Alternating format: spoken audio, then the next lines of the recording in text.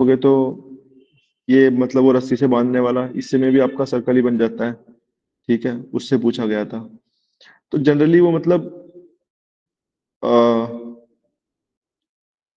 Question मतलब बहुत कम पूछे हैं। इसके बाद देखोगे तो 3-4 साल तक नहीं पूछा। फिर ये पुराना है 2017, ये 2016 का क्वेश्चन है इससे आगे। उसके बाद ये भी मतलब आर्क ऑफ सर्कल का है, ये भी 2016 का ही है। उससे पहले वाला 15-14 का रहा होगा, ये कुछ और पुराने हैं। ये कुछ और पुराने हैं। सबसे लास्ट वाला आई थिंक ये 2010 का है। तो ऐसे कुछ क्वेश्चन पूछे हैं, 2010 में पूछा है कुछ। ठीक है, तो कुछ क्वेश्चंस पूछे हैं उन्होंने। ठीक है, लेकिन क्वेश्चन जो पूछे हैं बहुत कम पूछे हैं। हाँ, 2009 में भी होगा, अब इतना पीछे हम नहीं गए हैं। कुछ देख लिए थे, जो लगा ठीक है तो मतलब जनरली नहीं पूछा है। कोई एक दो क्वेश्चन पूछ लिया होगा, ऐसे मिस भी हो सकता है। वो आप लोग एनालिसिस कर ही रहे हैं। तो ज्योमेट्री और मेंसुरेशन से बहुत कम पूछा है, और ये टॉपिक्स हैं बहुत बड़े कवर करने के लिए। अगर आप देखोगे तो इनमें बहुत ज्यादा टाइम भी लग सकता है। तो हम क्या करेंगे, आपको थोड़ा बेसिक सिखाएंगे। बेसिक सिखाने के बाद जो पीवाईक्यू में जनरली रिपीट हुआ है, सर्कल या ट्राइंगल, तो वहां से आपको सिखा देंगे प्रॉपर्टी क्या है, कैसे वो उसके क्वेश्चन पूछ सकते हैं। उसके बाद जो मतलब कुछ एक हमारी कॉम्प्रिहेंसिव एक पीडीएफ है, उसको हम नेक्स्ट वीक या तो आपके साथ शेयर करेंगे। उसमें मतलब जब हमने तैयारी की थी ऑफ सीडीएस, तो कुछ 120 फॉर्मूले लिखे थे ज्योमेट्री और मेंसुरेशन के, जो रिपीटेड थे। तो वो जो फॉर्मूले थे, तो उनमें ऐसा था कि उन्हीं फॉर्मूले से जनरली सवाल वापस से रिपीट हो जाता है, जितने भी पेपर हमने दिए हैं। अगर वो क्वेश्चन बेसिक है तो उन्हीं फॉर्मूले से हो जाता था कि बार बार, जैसे ये काव वाला, या इन सर्कल की रेडियस वाला, या आउटर सर्कल, आउटर ट्राइंगल के मतलब आउटर सर्कल की रेडियस, इन सर्कल रेडियस, या कुछ और मतलब राइट एंगल ट्राइंगल पे कोई प्रॉपर्टी, आइसोसेलेस ट्राइंगल पे कोई प्रॉपर्टी। तो जनरली मैंने जो बनाई थी वो कॉम्प्रिहेंसिव पीडीएफ बनाई थी जब मैं तैयारी कर रहा था। तो पहले तो मैं आपको बेसिक सिखा दूंगा ज्योमेट्री और इसका बेसिक्स में क्या क्या है। उसके बाद जो पीडीएफ है उसके जो फॉर्मूले है वो एक दिन हम डिस्कस कर लेंगे, और उस फॉर्मूले को मैं आपको समझा दूंगा, और वो पीडीएफ आपके साथ शेयर कर दूंगा। तो उससे क्या हो जाएगा, आपका कॉम्प्रिहेंसिवली ज्योमेट्री और मेंसुरेशन कवर भी हो जाएगा, और दूसरा पीवाईक्यू भी हो जाएंगे। थोड़ा पहले बेसिक सिखा देंगे एक क्लास में, जैसे आज मैं 1 घंटा पढ़ाऊंगा आपको, बेसिक सिखाऊंगा। उसके बाद कल और मैं मतलब आपको बेसिक ही मतलब कंप्लीट करा दूंगा, जितना बेसिक बेसिक बेसिक बेसिक है, मतलब जो मिनिमम स्टैंडर्ड आपका होना चाहिए ज्योमेट्री और मेंसुरेशन में, मैं I will try to finish in 2 days. उसके बाद नेक्स्ट वीक जो ये क्वेश्चन है वो सब डिस्कस कर लेंगे, या साथ के साथ भी कुछ क्वेश्चन देख सकते हैं। और वो जो फॉर्मुलेज है वो मैं आपको सही से कॉम्प्रिहेंसिवली करा दूंगा। ठीक है, वो जो एक्चुअली जो मेरी नोटबुक है जहां मैंने वो फॉर्मूले बनाए थे, वो काफी मेहनत से बनाए थे। लगभग 2020 में आई थिंक मैंने बनाए थे वो। और लगभग मतलब उसके बाद में मैंने जो एग्जाम देखे और दिए, उन सब में वही फॉर्मूले रिपीट होते हैं। तो वो मतलब मैंने काफी अच्छे से एनालाइज करके बनाया था। तो उसको मैं, बट वो जो मतलब नोटबुक है वो अभी मेरे पास नहीं है। So I have to actually take it from my home और bring it to this institute, and then I will solve this out. Otherwise this will take time. उतना टाइम देने का जरूरत भी नहीं है, अब हर चीज को उतना टाइम देंगे जितना काम का है ना, उससे ज्यादा थोड़ी देंगे। बाकी ठीक है। अभी हम आपको बेसिक्स थोड़ा बताते हैं, जो बेसिक्स हैं मतलब ज्योमेट्री के, जो पता होने चाहिए। जो मतलब पता चला कि वहां से क्वेश्चन बन गया। तो जैसे बेसिक्स में शुरुआत हम करते हैं ज्योमेट्री की। देखो, जो हमें ज्योमेट्री पढ़ाई जाती है गाइस, वो जनरली 9th और 10th की होती है, मतलब 9th एंड 10th, यहीं तक वो क्वेश्चन पूछते हैं। तो जो 9th और 10th में वो पूछते हैं क्वेश्चन, तो पहले तो हमारी 9th की एनसीईआरटी है, उसमें जो चैप्टर मेंशन्ड है, उन्हीं चैप्टर्स में मतलब जो कंसेप्ट्स हैं, उन्हीं का जो हम सही से पढ़ते नहीं है। जैसे सिमिलैरिटी ऑफ ट्राइंगल 10th की एनसीईआरटी में है, कोलगुरेंस ऑफ ट्राइंगल 9th की एनसीईआरटी में है। तो जनरली ये क्वेश्चंस जो आते हैं वो आते तो एनसीईआरटी से हैं, लेकिन जो हमारा ध्यान है वो कम रहता है एनसीईआरटी की तरफ। मतलब पढ़ते तो है नहीं उनको सही से। और मैथ की तो बिल्कुल नहीं पढ़ते, क्योंकि क्या जरूरत है पढ़ने की, मतलब चल जाता है काम ऐसे ही। लेकिन जो कंसेप्ट है ना वो सारे आप देखोगे तो एनसीईआरटी वाले ही पूछता है, और बात तो कुछ ज्यादा बात है नहीं।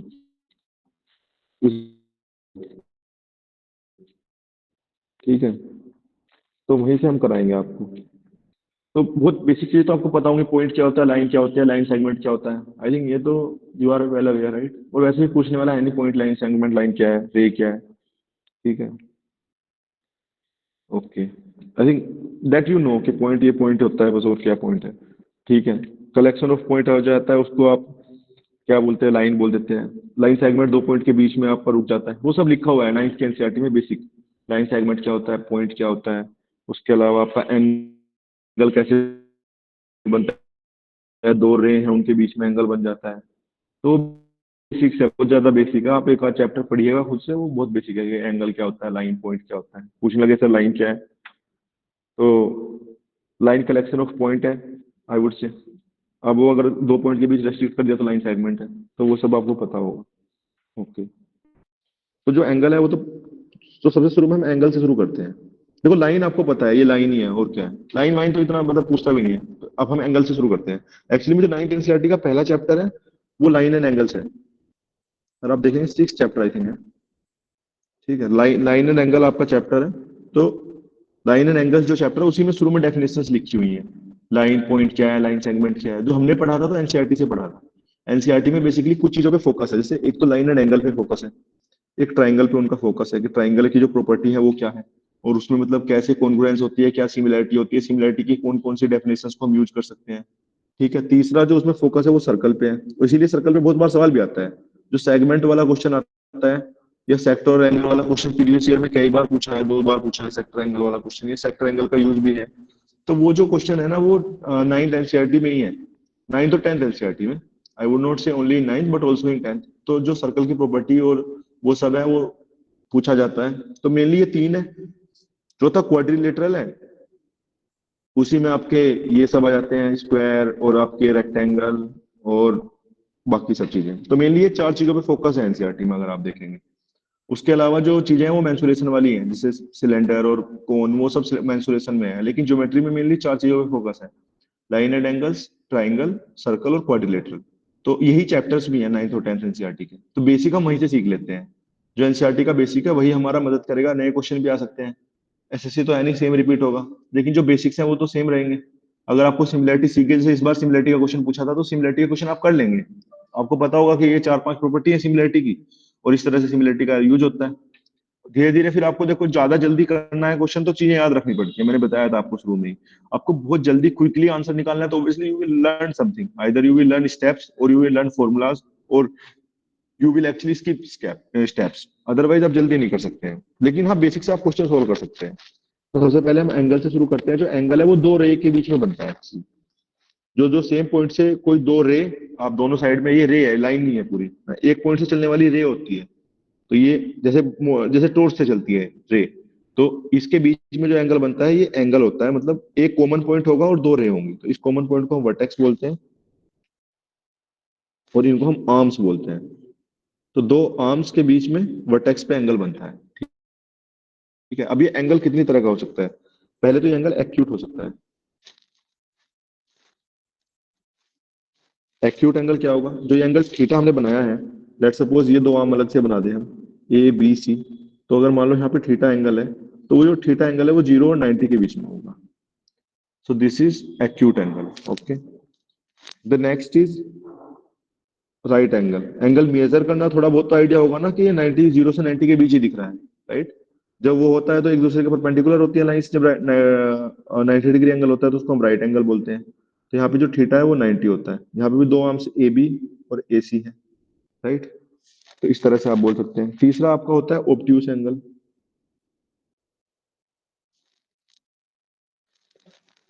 ऑब्ट्यूस एंगल क्या होता है आपका, जो 90 से 180 के बीच होता है, ये एंगल जो बन रहा है। तो दिस इज ऑब्ट्यूस एंगल।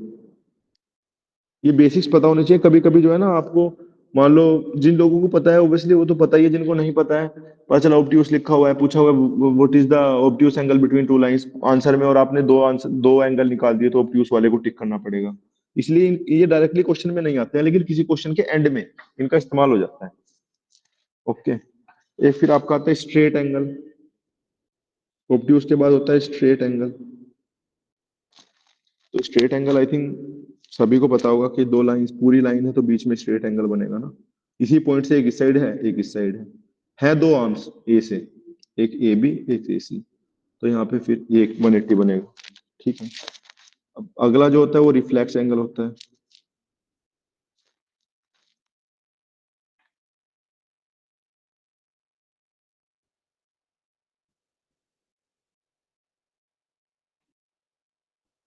तो ये थीटा जो है आपका रिफ्लेक्स एंगल होता है। ठीक है। कंप्लीट एंगल भी बोल देते हैं, 360 को कंप्लीट एंगल बोल देते हैं। बट ऐसा उसका यूज होता नहीं है। कंप्लीट एंगल बोलते हैं 360 को, जब एंगल 360 हो तो वो फुल एंगल है, मतलब ये पॉइंट था, आपने मान लिया कि एक ऐसे, और बाकी वो तो सर्कल ही बन जाएगा। बट बोलने के लिए मैथमेटिकल टर्म्स में इट इज 360, मतलब दो लाइंस के बीच का एंगल 360 हो जाएगा तो आपका कंप्लीट एंगल हो जाएगा। इसका मतलब हमने एक ही पॉइंट से दो लाइन ऐसे चला दी हैं और वो दोनों एक ही दूसरे पे मतलब कन्वर्ज कर रही है, राइट, यहाँ पे। तो जब इस एंगल को ऐसे मेजर करोगे ऐसे पूरा, तो वो 360 हो जाएगा। सेम ही लाइन है, बस आप मान अलग अलग रहे हैं। Complete angle. कॉम्प्लीमेंट्री एंगल आपका थोड़ा है कि कॉम्प्लीमेंट्री एंगल आपकी डेफिनेशन पता होनी चाहिए, बेसिक्स है, आई थिंक पता भी होगा आप सबको। जो कॉम्प्लीमेंट्री एंगल होता है, तो वो एक्चुअली एंगल्स होते हैं, नॉट एंगल। तो कॉम्प्लीमेंट्री एंगल्स ऐसे होते हैं जो दो एंगल्स का सम आपका 90 हो। जैसे मान लो ये एक लाइन है, ये एक लाइन है, इसके बीच में मैं एक और लाइन यहाँ पे ड्रॉ कर दूं, तो ये अल्फा, ये बीटा। तो अल्फा प्लस बीटा क्या होगा आपका 90। तो अल्फा बीटा एक दूसरे के कॉम्प्लीमेंट्री एंगल्स हैं। सप्लीमेंट्री एंगल्स,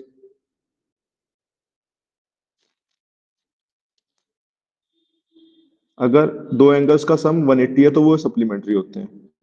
जैसे कॉम्प्लीमेंट्री है वैसे सप्लीमेंट्री है। जैसे ऐसे लाइन खींच लूं, यहाँ पे कोई लाइन कर दो, तो ये लाइन और ये एंगल क्या होता है, इन दोनों का जोड़ 180 आ जाएगा, alpha beta, right.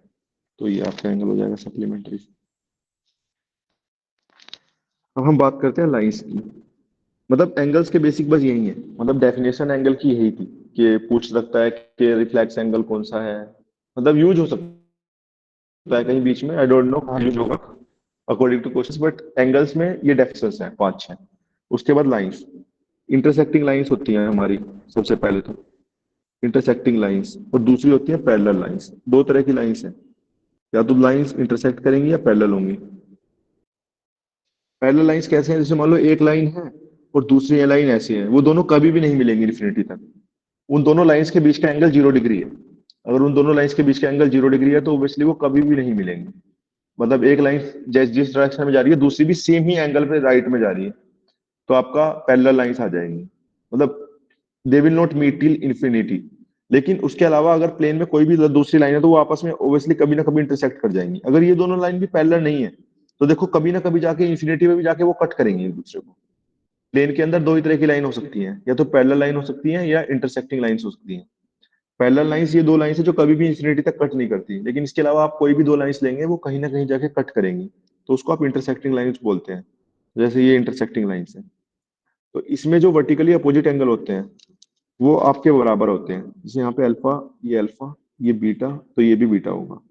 Intersecting lines में बस यही है कि उनके जो आपके वर्टिकली अपोजिट एंगल है they are equal. Vertically opposite angles of intersecting lines are equal. Alpha is, मतलब ये वाला एंगल अल्फा है तो ये वाला एंगल भी अल्फा होगा, ये वाला एंगल बीटा है तो ये वाला एंगल भी बीटा होगा।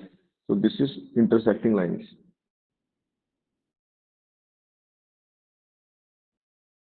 ओके। पैरेलल इंटरसेक्टिंग लाइंस, कौन करंट लाइंस भी एक डेफिनेशन है, वो भी देख लो। तीन ही डेफिनेशन है। कॉन्करेंट लाइन क्या है, जो एक ही पॉइंट से जा रही हो सारी लाइंस, ये लाइन भी इसी पॉइंट से जा रही है, ये भी, ये भी, ये भी। तो जो एक पॉइंट से जाती है उन सबको कॉन्करेंट लाइंस बोलते हैं। ओके। अच्छा ठीक है। उसके बाद जो एनसीईआरटी में सबसे पहला कंसेप्ट है वो ये है, parallel lines and transversal. Parallel lines और ट्रांसवर्सल मतलब अगर जो दो पैरेलल लाइंस हैं, अगर कोई भी दो पैरेलल लाइंस हैं, उनको कोई तीसरी लाइन कट कर रही है तो उसको ट्रांसवर्सल बोलते हैं। कोई भी दो पैरेलल लाइंस, उसको कट करने वाली तीसरी लाइन को हम क्या बोलते हैं, ट्रांसवर्सल लाइन। तो जो ये ट्रांसवर्सल लाइन है, तो ये अगर मैं इनको एंगल्स को रिप्रेजेंट करूं वन से, तो कोई यहाँ पे लाइन दूसरा एंगल बन गया थ्रू। यहाँ पे मैं रिप्रेजेंट करूं एंगल से थ्री, ये वाला फोर से कर दूं, ये वाला सपोज फाइव से कर दूं, ये सपोज सिक्स से कर दूं, ये वाला सेवन से कर, एट से कर दूं, ये वाला सेवन से कर दूं, तो ये सब हमारा क्या आ गया है, ये तो ट्रांसवर्सल लाइन होगी। ट्रांसवर्सल लाइन की डेफिनेशन क्या है, ट्रांसवर्सल लाइन की डेफिनेशन है कि it intersect two parallel lines, ये लाइंस विच इंटरसेक्ट टू और more than two parallel lines, दो से ज्यादा को भी कर सकती है बट एटलीस्ट टू। तो transversal is a line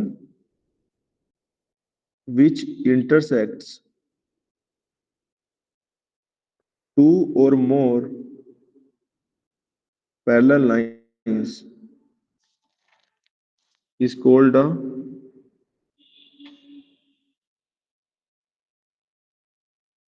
transversal line. Okay, तो इसमें तो कुछ टफ है नहीं, सिंपली आपको समझ में आ रहा है कि जो कोई लाइन है वो दो या दो से ज्यादा लाइन को कट कर रही है।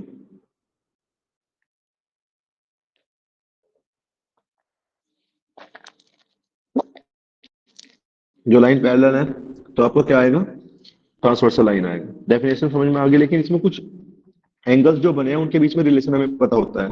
जैसे जो एंगल 1 है और एंगल 5 है, इनको कोरोस्पोंडिंग एंगल्स बोलते हैं और ये बराबर होते हैं। ऐसी जो एंगल 4 है और एंगल 8 है, वो भी कोरोस्पोंडिंग एंगल्स है और इक्वल होंगे। कोरोस्पोंडिंग जो एक ही साइड में बन रहे हैं, राइट। 1 जो है वो 5 को कोरोस्पोंड कर रहा है, 4 8 को कोरोस्पोंड कर रहा है। ऐसे ही आपका जो एंगल 2 है वो एंगल 6 के बराबर होगा, जो एंगल 3 है वो एंगल 7 के बराबर होगा। अगले साल को पता चला इसी पे क्वेश्चन बना दिया, कुछ दिया हुआ है बीच में, कुछ चीजें छोड़ी हुई हैं, तो फिर आपको ये पता होनी चाहिए डेफिनेशंस। इसको बोलते हैं कोरोस्पोंडिंग एंगल्स। ये सारे कोरोस्पोंडिंग एंगल्स हैं और इक्वल होते हैं। ओके,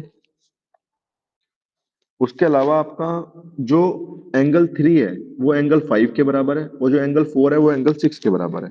इनको हम बोलते हैं ऑल्टरनेट इंटीरियर एंगल्स। जो 3 है वो 5, जो 4 है वो 6।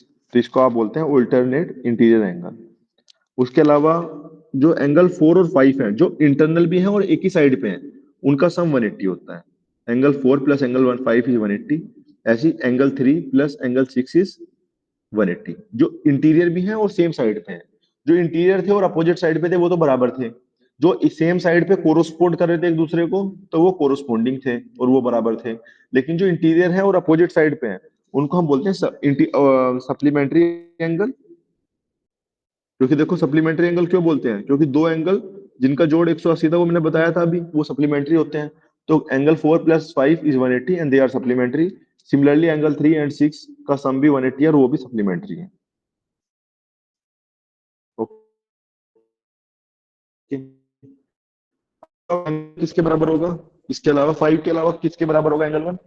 एनीवन? एंगल 1 किसके बराबर होगा? 5 के बराबर तो होगा ही, बिकॉज कोरोस्पोंडिंग एंगल है। Other than that angle 1 is equal to angle 3, right. क्योंकि देखो वो क्या है, यहाँ पे आप देखोगे तो यहाँ पे इंटरसेक्टिंग लाइंस भी हैं, तो वर्टिकली अपोजिट एंगल बराबर होंगे। एंगल 1 एंगल 3 के बराबर होगा, ऐसी एंगल 6 आपका एंगल 8 के बराबर होगा, एंगल 5 एंगल 7 के बराबर होगा, एंगल 2 आपका एंगल 4 के बराबर होगा।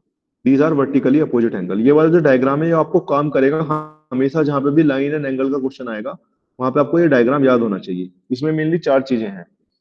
इसमें मेनली चार चीजें हैं कि एक तो अल्टरनेट इंटीरियर एंगल है,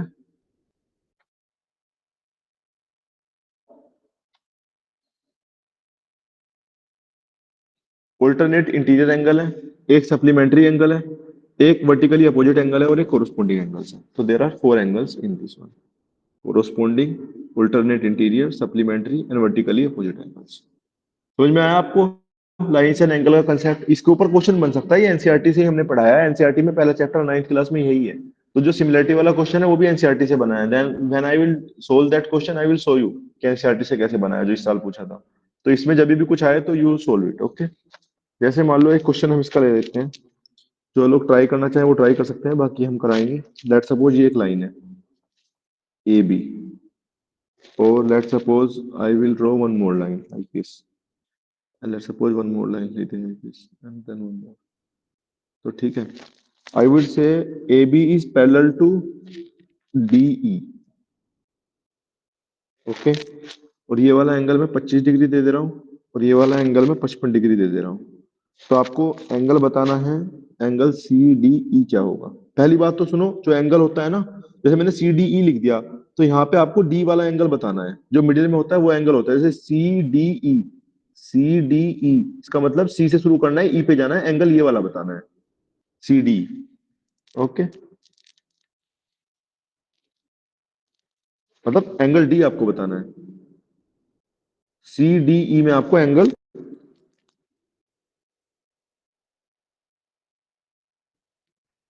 सी डी लेट सपोज आपको यहाँ पे सी डी ई में मतलब आपको एंगल डी बताना है, लेकिन ये पूरा एंगल बताना है आपको। हाँ चलो, ये वाला आप सोल्व करो, क्या आएगा। सी डी मतलब ये वाला एंगल क्या आएगा, थोड़ा बहुत ट्राई करो, अदरवाइज आई विल तो सोल्व ओनली। कैसे होगा।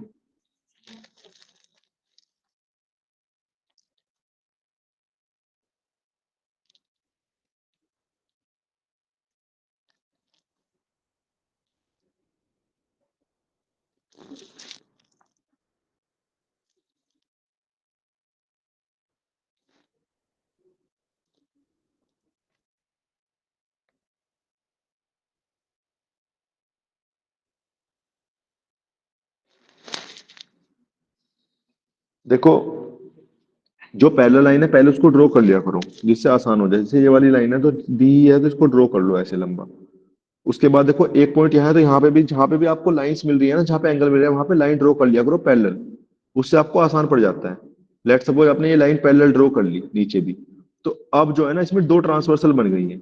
एक ट्रांसवर्सल ये पूरी बन गई है, और एक ट्रांसवर्सल आपके पास ये वाली बन गई है। एक तो सीडी ट्रांसवर्सल है,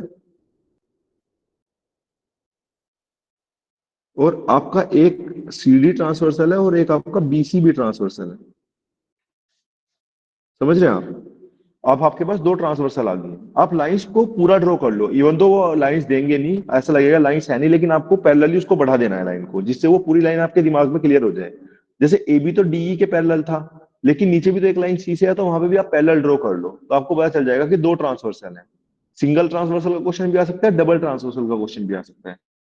तो now you know this is 55, लेकिन यू नो कि ये 55 है तो ये पूरा 55 होगा, राइट। इतना तो आपको पता ही है। ये 55 है तो ये 55 होगा, ये ट्रांसवर्सल है ना। ए बी और ये वाला पैरेलल, नीचे वाली लाइन पैरेलल खींच दी ना मैंने, सी एफ मान लो।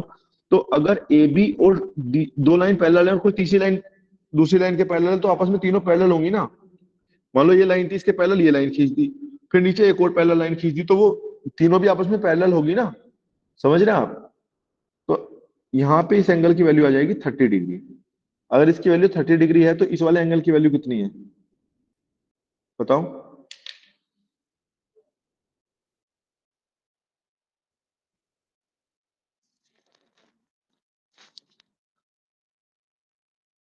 30 डिग्री क्यों आई है, क्योंकि वो 55 है। समझ रहे हैं आप। 55 डिग्री है तो नीचे वाला भी 55 होगा। तो यहाँ पे 30 आ जाएगा, 25 पहले से दिया हुआ है, 30 आ जाएगा। तो ऊपर वाला कितना आएगा, एनीवन। सप्लीमेंट्री होगा या नहीं होगा। यस, सप्लीमेंट्री होगा, 150 आ जाएगा। तो इस तरह से आप क्वेश्चन सोल्व करो, थोड़ा दिमाग लगाओ। ये तो मैंने ऐसे अंदाजे से बना दिया, लेकिन कुछ और भी बन सकता है, दो दो लाइन वाला, तीन तीन लाइन वाला। ठीक है। तो then you have to actually solve that out, और वो पूछा नहीं है सीएपीएफ में। So we will not waste more time here, we will move forward to the triangles. Line and angle में बस ये वाला आपको लाइन याद, ये वाला जो पार्ट है, ये वाला पार्ट आपको याद रखना है। ये जो ये वाला पार्ट है, इस वाले पार्ट से जो लाइन एंड एंगल के क्वेश्चन है वो हो जाएंगे। ठीक है। एक दूसरे के लाइन पैरेलल, तीसरे के भी पैरेलल होती हैं। जो इनका रिलेशन जो दिया हुआ है 1 2 4 3 का, इन सब का रिलेशन आपको याद होगा। कैसे कोरोस्पोंडिंग एंगल्स इक्वल्स होते हैं, अल्टरनेट इंटीरियर एंगल्स इक्वल्स होते हैं। जो सेम साइड पे है इंटीरियर पे, वो सप्लीमेंट्री होते हैं, और वर्टिकली अपोजिट इक्वल होते हैं। तो इन सब का यूज करके कभी कभी लाइन एंड एंगल से क्वेश्चन बन सकता है। सीडीएस में तो कई बार बना है, सीएपीएफ में भी बन सकता है। तो आप कर सकते हैं। उसके अलावा प्रैक्टिस के लिए आप क्लास 9 की एनसीईआरटी का 6 चैप्टर की एक्सरसाइज सोल्व कर सकते हैं। लाइन एंड एंगल्स उसमें चैप्टर है। देखो, बेसिक से अच्छा कुछ नहीं है। अगर आप बेसिक कर लोगे तो फिर आप कर लोगे, जितना मैंने पढ़ाया है इस वाली डायग्राम में उतना ही उसमें लिखा हुआ है। लाइन एंड एंगल चैप्टर में जाके सोल्व कर लेना एक्सरसाइज, ठीक है। तो थोड़ा प्रैक्टिस हो जाएगी आपकी ज्योमेट्री की, क्योंकि ज्योमेट्री थोड़ा टेक्निकल है। अगर आप प्रैक्टिस नहीं करोगे तो वैसा नहीं है कि 100 मान के कर लोगे। ठीक है। तो ट्राइंगल तो ओबियसली थ्री साइड का, ये मान लो ये वाला आपका ट्राइंगल होता है, थ्री साइड वाला आपका। जिसकी भी थ्री साइड होती है प्लेन में, अगर कोई भी फिगर है बाउंडेड बाय थ्री साइड, तो उसको ट्राइंगल बोलते हैं। तो जैसे ये ए एंगल है, ये बी एंगल है, ये सी एंगल है। So this is a triangle having three angles A B and C and three sides. Okay. तो कुछ प्रॉपर्टीज है ट्राइंगल की, जैसे जो ट्राइंगल के एंगल का सम होता है वो कितना होता है, 180। ट्राइंगल के एंगल का सम 180 होता है। इसकी प्रूफ भी दिया हुआ है एनसीईआरटी में। You can refer to it, but the by to waste your time, the sum of triangle is angle of a triangle is 180। उसके अलावा जो आपका ये सब एनसीईआरटी में सिंपल बेसिक लिखा हुआ है। मान लो कोई ट्रायंगल को आप ऐसे आगे बढ़ा दे रहे हो उसकी साइड को, जैसे ये ए बी सी कोई ट्रायंगल है, तो उसकी साइड जो थी इस साइड को आपने आगे बढ़ा दिया, तो जो अंदर वाले एंगल्स होते हैं ए और बी, तो जो एंगल ये आपने बाहर मान लो वन है इस एंगल की वैल्यू, तो एंगल वन की जो वैल्यू होगी वो angle A plus angle B होगी। मतलब जो आप एक्सटेंड करते हैं साइड को, तो एक्सटीरियर एंगल जो आता है ये वाला वन, एक्सटीरियर एंगल किसी भी ट्राइंगल का, तो वो अंदर वाले दोनों एंगल के सम के बराबर आता है, अपोजिट। मतलब सी को छोड़ दो, ये वाला ट्राइंगल है, अगर जो मान लो ये वाला पूछूं मैं एंगल टू, तो एंगल टू में क्या आ जाएगा, बाहर वाला है ये एंगल टू, तो इसकी वैल्यू आ जाएगी angle A plus angle C, opposite वाले सामने जो दोनों ट्राइंग एंगल बचे हैं उनका जोड़। यहाँ पे वन है तो इसके सामने जो दोनों बचे हैं उनका जोड़। तो exterior angle of a triangle is equals to the sum of the two interior angle which is not, which is different from the interior angle closest to the exterior angle, whatever it is. I'm not able to make the definition. Yes, Kalpesh Patil, बताइए। Sir मतलब जो adjacent angle है उसको subtract करना चाहिए या फिर opposite angle को इंक्लूड करना चाहिए? हम्म। किस में, मान लो यहाँ पे एंगल वन है, जैसे ट्राइंगल था, ठीक है, इसकी आपने कोई भी साइड एक्सटेंड कर दी, मान लो ये वाली साइड एक्सटेंड कर दी, पहले तो एंगल्स का सम 180 है, अब ये जो एंगल बाहर वाला बनेगा वो इन दोनों इंटीरियर जो अपोजिट, मतलब उस वाले इस वाले एंगल को छोड़ के इंटीरियर अपोजिट एंगल जो है उनके जोड़ के बराबर होगा। जैसे ये वाला एंगल वन है तो ये एंगल ए और एंगल बी के जोड़ के बराबर होगा। बस इतना ही है, इसमें क्या आप मतलब फंस जा रहे हो। मतलब ये वाला एंगल अगर आपने आगे बढ़ाया है तो अंदर वाले दोनों एंगल्स के जोड़ के बराबर होगा। ओके। Okay sir. जो इस वाले एंगल को छोड़ के हैं, मैं डेफिनेशन इंटीरियर अपोजिट एंगल जो लिखा है मुकेश ने वही है, इंटीरियर अपोजिट एंगल जो है उनके जोड़ के बराबर। ओके।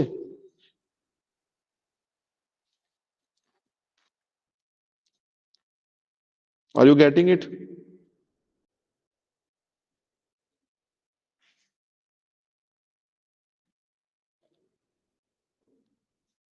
समझ में आया आपको? आ गया तो ठीक है। तो देखो, जो सवाल पूछे हैं सीएपीएफ में, तो शुरू में तो तीन तीन सवाल तो इसी से पूछे हैं, जो मैंने अभी आपको दो ट्राइंगल के चीजें बताई हैं ये, तो उसी से पूछे हैं तीन सवाल। तो प्रीवियस ईयर में बहुत पहले पूछे हैं, लेकिन पूछे हैं तो उनको हम देख लेते हैं। जैसे एक तो ये है, कहाँ है, एक ये वाला पूछा, तीन पूछे दिखे थे शायद, दो तो मिलेंगे, दो होंगे फिर, बेस एरिया वाला है वो, ठीक है।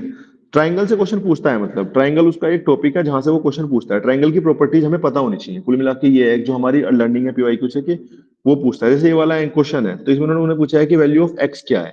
तीन एंगल अंदर दिए हुए हैं, एक एंगल बाहर दिया हुआ है। तो ऑब्वियसली पहले तो आपको पता है कि ट्राइंगल के एंगल का जो सम है वो कितना होता है, 180। तो X plus three Y plus two Y 180 हो जाएगा। उसके बाद उन्होंने फोर वाई एक्सटीरियर एंगल दिया हुआ है, तो जो फोर वाई की वैल्यू होगी वो किसके बराबर होगी, इस वाले के एंगल के बराबर नहीं होगी, थ्री वाई के, जो आगे अंदर वाले जो दो बच गए हैं उसके अपोजिट उनके सम के बराबर होगी, एक्स प्लस टू वाई की। अब यहां से जोड़ोगे तो आप एक्स प्लस फाइव वाई की वैल्यू कितनी आ जाएगी, 180। और यहाँ से एक्स की वैल्यू किसके बराबर आ जाएगी, टू वाई की। आपको वैल्यू ऑफ एक्स बतानी है, तो वाई की वैल्यू निकाल के यहाँ पे रख दो। यहाँ वाई बराबर एक्स बाई टू है, इसको यहाँ पे इस्तेमाल कर लो। तो X plus five x by two is 180, seven x by two is 180, यानी एक्स इज 360/7। ठीक है, देखो दोनों यूज हो गए, एक तो अपोजिट एंगल भी उन्होंने यूज कर लिया, क्वेश्चन में ही पूछ लिया, दो इक्वेशन बनी, दो सोल्व कर दी, इक्वेशन फॉर्मेशन हो गया यहाँ पे भी। अगर आपको पता है प्रॉपर्टी ट्राइंगल की दो, कि अगर ट्राइंगल के जो एंगल का सम है वो 180 होता है, और जो अपोजिट एंगल है वो इंटीरियर अपोजिट, जो आपका एक्सटेंडेड एंगल है, किसी भी साइड को आप एक्सटेंड करके जो एक्सटीरियर एंगल बन रहा है वो इंटरनल अपोजिट एंगल्स के सम के बराबर है। तो उन दोनों प्रॉपर्टी को यूज करके you can tick the answer as 360/7। Okay, so this is the thing. The second question is this one. तो देखो इस वाले क्वेश्चन में क्या पूछा है कि what is the sum of measures of the angles numbered। तो नंबर देखो किसकी है, एक दो तीन चार पांच छह। लेट्स सपोज यहाँ पे ए बी और सी हमने मान लिया ये एंगल्स हैं ट्राइंगल के। तो देखो आपको ये पता चल रहा है कि जो एंगल थ्री है वो किसके बराबर होगा। बताओ कोई भी एंगल थ्री किसके बराबर होगा, अगर मैं ए बी सी मान लू इनको, सही से लिखता हूँ, ये वाला ए, ये वाला बी, ये वाला सी मान लो, तो एंगल थ्री किसके बराबर है बताओ। इससे ये वाला कंसेप्ट रिवाइज भी हो जाएगा। Angle three is equals to, yes, nobody is telling, angle three is equals to angle A plus angle B, right. अगर ये एंगल ए है, ये एंगल बी है, तो angle A plus angle B के बराबर है, राइट। इंटीरियर वाला एंगल मानते हैं हम। ऐसे में सोचो ए ऊपर लिख दिया तो बीच में एंगल, इंटीरियर वाला मानते हैं, एबीसी जो माने हैं। तो ऐसी एंगल फोर किसके बराबर होगा बताओ। Angle A plus angle B. ऐसी एंगल टू किसके बराबर होगा। Angle B plus angle C. Angle one किसके बराबर होगा। Angle B plus angle C, right. Angle five किसके बराबर होगा। Angle A plus angle C.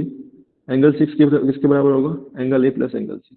अब देखो जो नंबर्ड एंगल है उन सबका जोड़ पूछा है, तो जोड़ दो भाई। तो सारों को जोड़ोगे तो क्या आ जाएगा, angle one plus angle two, left hand side को सारा जोड़ दो, राइट हैंड साइड को सारा जोड़ दोगे, angle three, angle four, angle five, angle six. और राइट हैंड साइड पे क्या आ जाएगा आपका, सारों का सारा आपका ए भी चार बार है, बी भी चार बार है, सी भी चार बार है।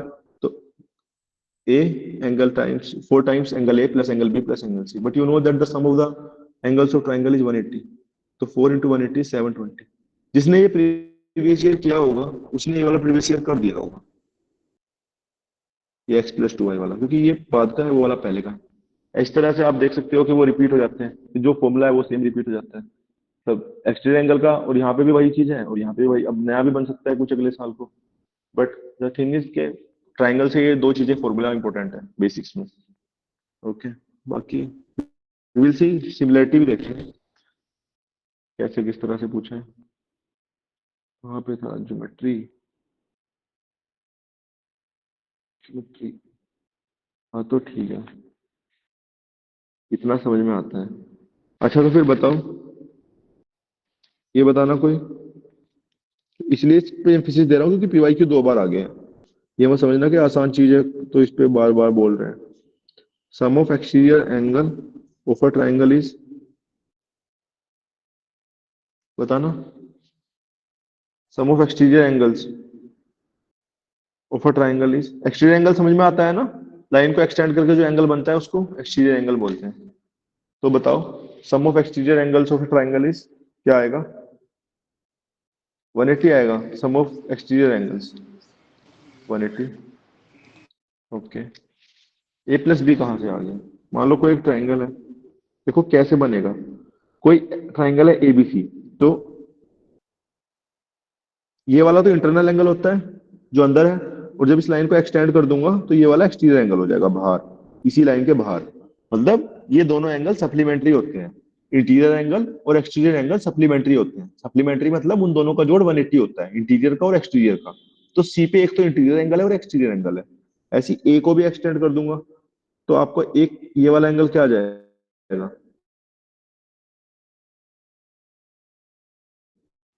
एंगल आ जाएगा। ऐसे ही बी को भी एक्सटेंड कर दूंगा तो ये वाला एक बाहर वाला क्या आ जाएगा, एक्सटीरियर एंगल आ जाएगा। तो मुझे बताना था, तो बताओ ये वाला अगर मैं इसको वन मान लूं, इसको टू मान लूं और इसको थ्री मान लूं, ठीक है, तो एंगल वन क्या आएगा। Angle one is equal to angle A plus angle B. यहाँ पे जो मैं एंगल लिख रहा हूँ वो इंटीरियर वाला लिख रहा हूँ, जो एंगल ए और बी में लिख रहा हूँ, ठीक है। ऐसी एंगल टू किसके बराबर होगा guys, angle A plus, oh sorry, angle B plus angle C, right. Are you getting this. Angle three किसके बराबर होगा, angle A plus angle C. तो देखो एक्सटीरियर एंगल यही तो है, एक दो तीन, तो इनको जोड़ दो।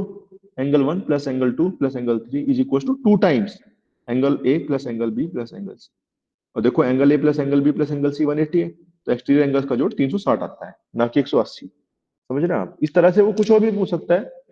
This was just a simple example, but I think it is making your concepts clear कि every side of a angle triangle have two angles, one is interior, other is exterior. The sum of interior and exterior is 180, and the exterior angle is equals to the vertically opposite sum of vertically opposite interior angles. Okay.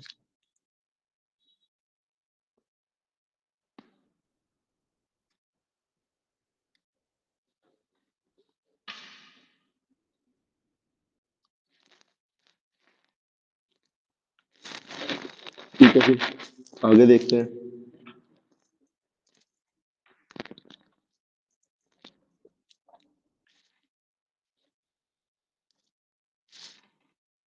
Some of to side, पहली basic property तो angle की होगी, दूसरी basic property जो है वो सम of to side की है।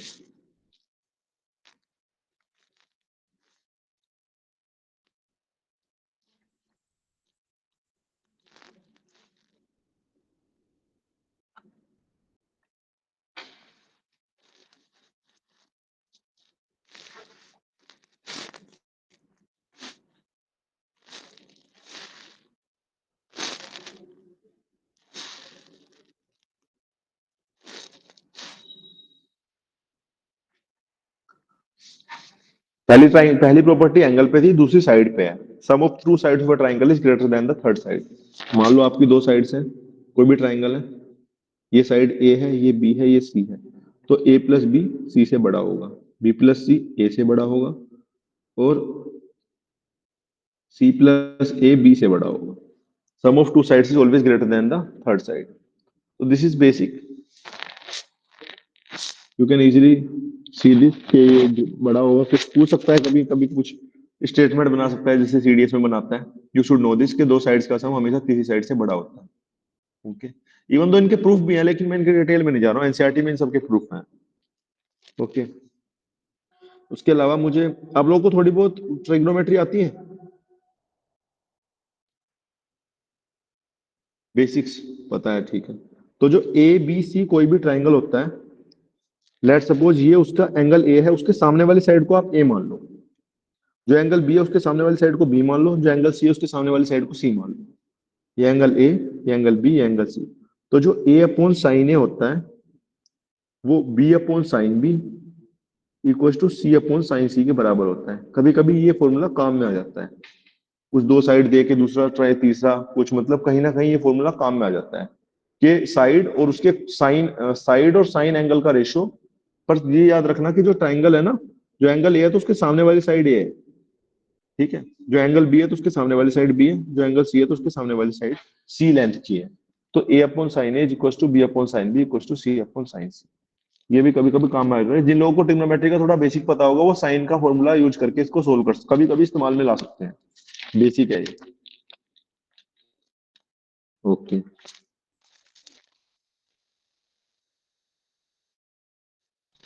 एक और ये चीज बेसिक है कि जो साइड होती है ना, side opposite to the larger angle is large and side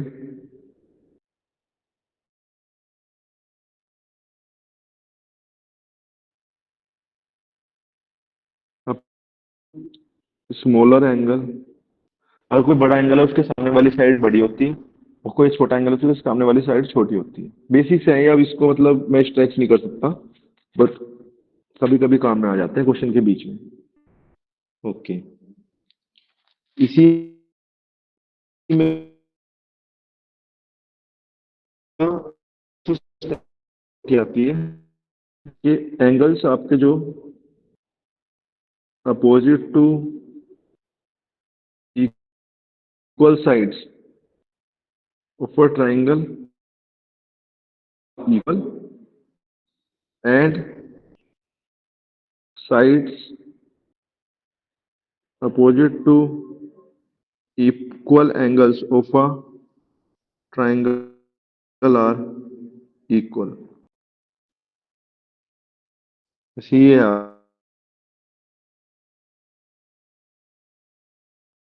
B C, ये एंगल एक्स है, ये एंगल एक्स है, तो ये दोनों एंगल इक्वल है, तो इनकी अपोजिट जो साइड होंगी ना वो इक्वल होंगी, ये वाली साइड की इक्वल होगी।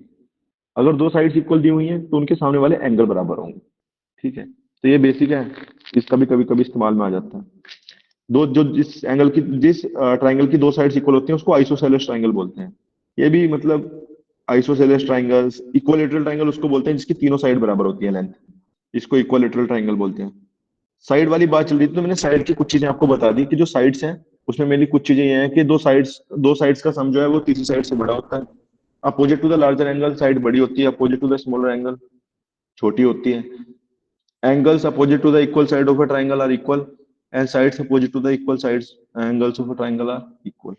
तो ये साइड से रिलेटेड आपका बेसिक हो गया, पहले एंगल से रिलेटेड बेसिक था, ये साइड से रिलेटेड बेसिक है। ठीक है। ओके।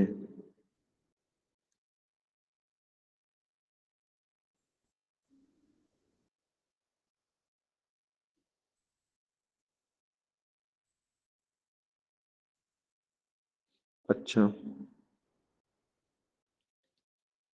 इससे रिलेटेड सवाल कैसे बन सकता है? कोई सवाल करा लेते तो मजा आ जाता। साइड का क्या बन सकता है? एक क्वेश्चन हो जाए तो बढ़िया रहे। हम्म, चलो बाद में हम देखेंगे क्वेश्चन, कोई ढूंढ याद नहीं आ रहा अभी, कोई भी ना बना पा रहे हैं हम। चलो, क्लासिफिकेशन ऑफ ट्राइंगल साइड के हिसाब से देखो, इक्वलेटर हो गया, ये आइसोसेलेस हो गया, जिसकी तीनों साइड ही बराबर ना हो उसको आप बोलते हैं स्केलेन ट्राइंगल। स्केलेन ट्राइंगल बोलते हैं कि स्केल ट्राइंगल भी बोलते हैं, स्केलेन ट्राइंगल भी बोलते हैं। इसकी तीनों साइड्स बराबर नहीं होती, वो स्केलेन है, आइसोसेलेस है और इसको इक्वलेटरल है। ये साइड के हिसाब से उनका क्लासिफिकेशन हो गया एक तरह से,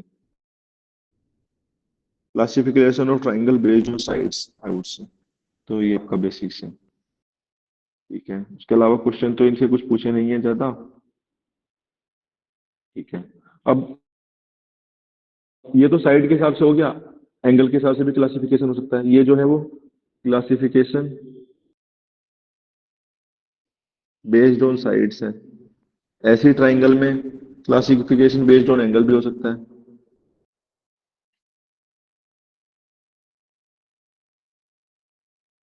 एंगल्स पे बेसिस पे कैसे करोगे भाई? मान लो अगर तीनों एंगल, अगर आपके उसके किसी भी ट्राइंगल के तीनों एंगल जो है वो 90 डिग्री से कम है, तो 90 डिग्री से हम कम करने पे हमने बताया था एक्यूट एंगल होता है, तो ये एक्यूट एंगल ट्राइंगल हो जाएगा, एक्यूट एंगल ट्राइंगल। ठीक है। अगर एक एंगल आपका 90 डिग्री है तो उसको आप राइट एंगल ट्राइंगल बोलोगे। अगर ये एंगल 90 डिग्री है तो ये एक एंगल 90 डिग्री है तो बाकी दोनों का सम 90 होगा, तो क्योंकि टोटल तो 180 है, तो ये आपका राइट एंगल ट्राइंगल होता है। तो राइट एंगल ट्राइंगल में एक एंगल तो 90 होता है और बाकी दोनों एंगल कॉम्प्लीमेंट्री होते हैं। कॉम्प्लीमेंट्री होते हैं क्योंकि बाकी दोनों का सम जो है वो 180 होता है। अच्छा, राइट एंगल ट्राइंगल में एक प्रॉपर्टी और भी होती है। अगर ये आपके तीन साइड्स हैं एबीसी, तो जो 90 डिग्री के सामने वाला है उसको आप हाइपोटेनस बोलते हैं, और जो आपका ये वाला एंगल सी एच के सामने, अगर आप सी एंगल को के हिसाब से देख रहे हो तो ये वाला आपका परपेंडिकुलर हो जाएगा और ये वाला बेस हो जाएगा। मतलब जो 90 डिग्री के सामने वाली साइड है, लेट सपोज ए है, उसका स्क्वायर बाकी दोनों साइड्स के स्क्वायर के बराबर होता है। A square is equal to B square plus C square. Hypotenuse सामने वाले को बोलते हैं, इसे परपेंडिकुलर बोलते हैं। परपेंडिकुलर डिपेंड करता है आप कौन सा एंगल के हिसाब से देख रहे हैं। अगर सी के हिसाब से देख रहे हैं तो उसके सामने वाला परपेंडिकुलर है, अगर ए के हिसाब से देख रहे हैं तो उसके सामने वाला परपेंडिकुलर है। This is mainly used in trigonometry, but basics are also relevant here. तो एंगल के हिसाब से हम ट्राइंगल को वो कर रहे थे क्लासिफाई, तो एक तो एक्यूट एंगल हो गया, एक राइट एंगल हो गया, एक ऑब्ट्यूस एंगल हो गया। ऑब्ट्यूस एंगल भी हमारा होता है। ऑब्ट्यूस एंगल कैसा होता है? इसका जो एक एंगल होगा ना वो ऑब्ट्यूस होगा, वन ऑब्ट्यूस एंगल। और दो एंगल फिर कैसे आ जाएंगे? एक्यूट आ जाएंगे। एक्यूट आ जाएंगे ना, एक ऑब्ट्यूस हो जाएगा 90 से ज्यादा, जोड़ तो 180 होना है, तो दो एक्यूट हो जाएंगे। तो ये आपकी बेसिक्स होगी किसके हिसाब से? ट्राइंगल के एंगल के हिसाब से, क्लासिफिकेशन बेस्ड ऑन एंगल्स, और उसके हिसाब से acute angle triangle, right angle triangle और ऑब्ट्यूस एंगल ट्राइंगल आपकी होगी। पहले आपने साइड के हिसाब से देख लिया, scalene, isosceles, equilateral. Isosceles isosceles में आपको ये पता चल गया कि एंगल के अपोजिट वाली साइड इक्वल होती हैं और अपोजिट साइड के सामने वाले एंगल बराबर होते हैं, अपोजिट वाले मतलब। ठीक है। उसके अलावा पाइथागोरस थ्योरम इसको बोलते थे हम, पाइथागोरस। मतलब उन्होंने दी थी ये थ्योरम के किसी भी राइट एंगल ट्राइंगल में जो 90 डिग्री के सामने वाली साइड होगी उसका स्क्वायर बची हुई दोनों साइड्स के स्क्वायर के बराबर होगा। तो इसमें एक्चुअली में कभी कभी ये ट्रिपलेट्स आपको जब राइट एंगल का, जब आप वो निकालोगे क्या बोलते हैं एरिया, तब काम में आ जाएंगे। कभी कभी ट्रिपलेट्स कहीं और भी काम में आ जाते हैं, जो पाइथागोरस वाले हैं ट्रिग्नोमेट्री में भी काम में आ जाते हैं। तो कुछ ट्रिपलेट्स मैं आपको लिख दे रहा हूँ, जैसे 3 4 5 है। तो 3 4 5 जो ट्रिपलेट है, तो यहाँ पे 5 का स्क्वायर जो है वो 4 के बराबर है। तो अगर आप ऐसा एंगल बनाएंगे, ट्राइंगल बनाएंगे जिसकी साइड 3 4 5 है, जहाँ 5 हाइपोटेनस है, तो ये आपका ट्रिपलेट काम करेगा। ऐसे ही 5 12 13 भी ट्रिपलेट होता है। ऐसे ही आप देखेंगे आगे, ये वाला थोड़ा ज्यादा इंपॉर्टेंट है, 7 14 25। ये मतलब इसमें कभी कभी हम इतना याद नहीं रखते हैं, ये तो याद रहते हैं, 3 4 5 और 5 7 24 25 भी आपका ट्रिपलेट है। उसके अलावा ये वाला भी कई बार हम भूल जाते हैं, 8 15 17। तो ज्यादातर तो ये दोनों याद रखना आप, 7 24 25 और 8 15 17। कभी कभी राइट बोल देगा कि किसी एंगल की साइड ये है, तो आप उसका एरिया बताओ। या मान लो आपने ये वाली साइड निकाल दी, तो आपको पता चल जाना चाहिए कि ये तीनों साइड होने पे ट्राइंगल जो है ना, वो राइट एंगल ट्राइंगल है। और जहाँ पे साइड 25 है ना, उसके सामने वाला एंगल 90 डिग्री है, क्योंकि सबसे बड़ी साइड तो वही होगी। डायरेक्शन के क्वेश्चन में भी यूज होता है ये स्कल पेस, तो मल्टीपल जगह इनका यूज होता है। जो आपका 90 डिग्री जहाँ पे भी एंगल बनता है, वहां पे इनका ट्रिपलेट्स का यूज होता है।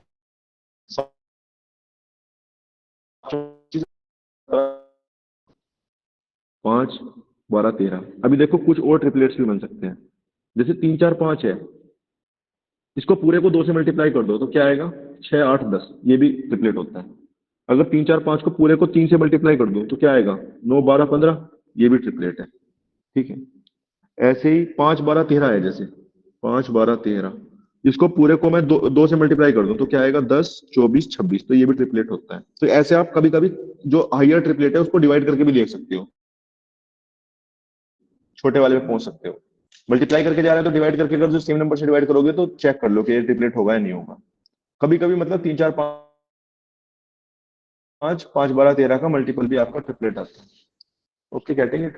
तो ये कुछ ट्रिपलेट्स के जो हमने बताए, ये काम में आ सकते हैं, मतलब टाइम वेस्ट नहीं है, काम में आ सकते हैं। ठीक है, याद रख लेना इनको। राइट एंगल ट्राइंगल की प्रॉपर्टी से आते हैं, और ये सारे ट्रिपलेट्स हैं। वैसे तो ट्रिग्नोमेट्री के बेसिक अगर हम कराते हैं तो इसमें इस्तेमाल भी करके दिखाते हैं, पर वो सब तो पूछते नहीं है सीपीएफ में, इसी काम का नहीं है वो। ठीक है। अच्छा, अब कुछ मतलब बेसिक्स हैं, पहले हम इसके बाद हम पढ़ाएंगे आपको congruence of triangle and similarity of triangles. ये दो बेसिक कंसेप्ट हैं, इसी से क्वेश्चन बनते हैं, इसी में एरिया वेरिया सब आ जाता है। एक तो ट्राइंगल सिमिलर कैसे होते हैं, दो ट्राइंगल सिमिलर होंगे, सिमिलर तो दो ही होंगे ना, कॉन्ग्रुएंट भी दो ही होंगे आपस में। तो कॉन्ग्रुएंट ट्राइंगल और सिमिलर ट्राइंगल और इनकी प्रॉपर्टी से जो क्वेश्चन भी पूछा था इस साल सीएपीएफ में, सिमिलर ट्राइंगल वाला, वो भी सोल्व करेंगे। और ये वाला कैसे आप कर सकते हैं वो भी हम मतलब आपको बताएंगे कि ट्राइंगल की कौन कौन सी प्रॉपर्टी याद रखनी है, कैसे एक पेज में ट्राइंगल को लिख के वहीं से रिवाइज करके सोल्व कर सकते हो। तो दैट वी विल सी। तो ट्राइंगल में मेनली हम सिमिलर और कॉन्ग्रुएंट देखेंगे, लेकिन उससे पहले एक्चुअली में मुझे कुछ बेसिक्स और आपको बताने हैं, जो शायद आपको शायद पता होंगे। अगर किसी पॉइंट से मैं किसी लाइन की डिस्टेंस निकाल रहा हूँ, तो सबसे छोटी वाली डिस्टेंस जो होती है ना, वो परपेंडिकुलर डिस्टेंस होती है। मतलब अगर आप किसी भी पॉइंट से किसी दूसरी लाइन तक की डिस्टेंस निकालेंगे, तो सबसे जो शॉर्टेस्ट डिस्टेंस आएगी वो परपेंडिकुलर डिस्टेंस आएगी। ये मैं इसलिए बता रहा हूँ कि कभी कभी क्वेश्चन के बीच में मुझे इस्तेमाल करना पड़ सकता है। तो ये परपेंडिकुलर डिस्टेंस जो होती है ना, वही शॉर्टेस्ट होती है। मतलब अगर वो यहाँ पे जाके 90 डिग्री एंगल बनाए, अगर वो बोले शॉर्टेस्ट बताओ, तो वो आपका परपेंडिकुलर डिस्टेंस ही शॉर्टेस्ट होती है, किसी पॉइंट से किसी लाइन तक की, या किसी दूसरे पॉइंट तक की। इसका इस्तेमाल जैसे ये बता रहे थे डायरेक्शन वाले में भी होता है। जब आप पढ़ते हैं क्या बोलते हैं रीजनिंग के, तो वहां पे जो शॉर्टेस्ट डिस्टेंस जहां पे भी पूछता है, तो वो परपेंडिकुलर डिस्टेंस ही होती है। ओके। अगर आप अ, किसी पॉइंट से लेके किसी लाइन तक की डिस्टेंस निकाल रहे हैं, तो शॉर्टेस्ट आपकी परपेंडिकुलर डिस्टेंस होगी। ओके। एंगल बाइसेक्टर एक चीज है। एंगल बाइसेक्टर जो होता है वो आपका,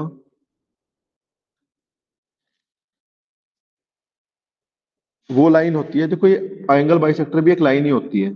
तो जैसे मान लो कोई एंगल है, उसको बाइसेक्ट कर रहा है, तो देखो सीधा नाम से पता चल रहा है कि एंगल बाइसेक्टर है। तो ये वो लाइन है जो दो पूरे एंगल को दो इक्वल एंगल में आपका स्प्लिट कर देती है। मान लो ये एंगल पूरा अल्फा था, तो ये अल्फा बाई टू हो जाएगा, ये अल्फा बाई टू हो जाएगा। तो ये लाइन एंगल बाइसेक्टर है, जो किसी भी एंगल को टू इक्वल एंगल्स में बाइसेक्ट कर देती है। ओके।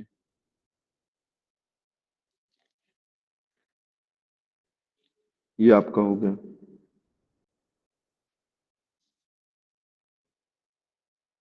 तो ये वाला तो आपका इंटरनल एंगल बाइसेक्टर है, ऐसी एक्सटर्नल एंगल बाइसेक्टर भी हो सकता है।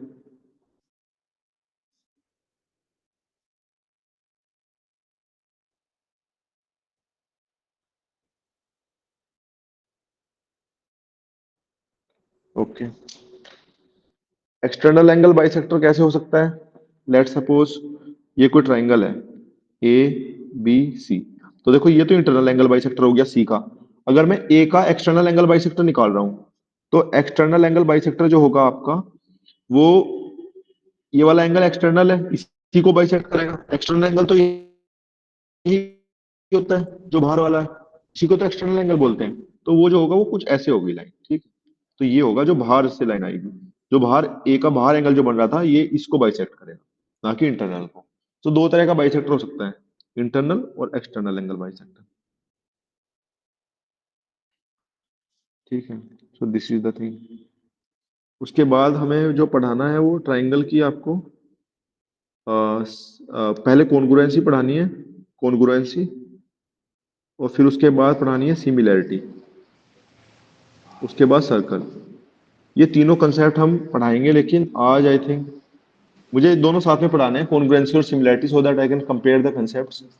And I think for few days I won't be. हाँ यस अनुज बताइए। यस अनुज। सर ये बाइसेक्टर वाला एक बार रिपीट कर देना कंसेप्ट। देखो जो कोई भी एंगल है उसको बीच में बाइसेक्टर, मतलब जो वर्ड से पता चल रहा है एंगल बाइसेक्टर, मतलब जो एंगल है उसको बाइसेक्ट करने वाली लाइन, ये लाइन होती है actually. Angle bisector is naught angle but a line which bisect a angle. तो वो इंटरनल भी हो सकता है, एक्सटर्नल भी हो सकता है। इंटरनल और एक्सटर्नल एंगल तो हमने ऊपर पढ़ाए थे अभी कि इंटरनल एंगल कौन सा है और एक्सटर्नल एंगल कौन सा है। जैसे यहाँ पे सी जो है, ये एंगल ये वाला इंटरनल है, तो जब इसको बाइसेक्ट करेगी तो वो लाइन आपकी क्या हो जाएगी? Internal angle bisector.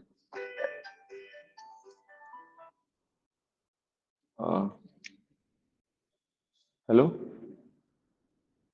Hello, yes. आ जाइए आप, ऊपर ही नहीं आएंगे आप, आ जाइए। वहीं पे हम, जहाँ पे हम लोग रहते हैं, ऊपर ही आ जाइए। हाँ हाँ हम ऊपर हैं। तो गाइज ये मतलब एक्सटर्नल एंगल बाइसेक्टर क्या होगा? जो एंगल ए है ना, उसी को आप जो है ना, जो एंगल एक्सटर्नल वाला है उसको भी बाइसेक्ट कर सकती है कोई लाइन, तो वो एक्सटर्नल एंगल बाइसेक्टर हो जाएगा। वो बाहर वाला एंगल पूरा था ना अल्फा, उसको बाइसेक्ट कर दिया। बाकी जो इंटरनल वाला है वो इंटरनल एंगल बाइसेक्टर होगा। Guys, you have to manage for 1 hour class for few days. Maybe next week तक तो हम complete ही कर देंगे course. I will take 1.5 hour class next week. So I have some work to do from 10 p.m. every day, and in day as well I am busy for few days because 11 तारीख को यहाँ पे UP में RO का exam है। तो यहाँ पे इंस्टीट्यूट में भी मतलब जहाँ पढ़ाते हैं वो चीज है, ठीक है। तो ठीक है, I will see you later, bye.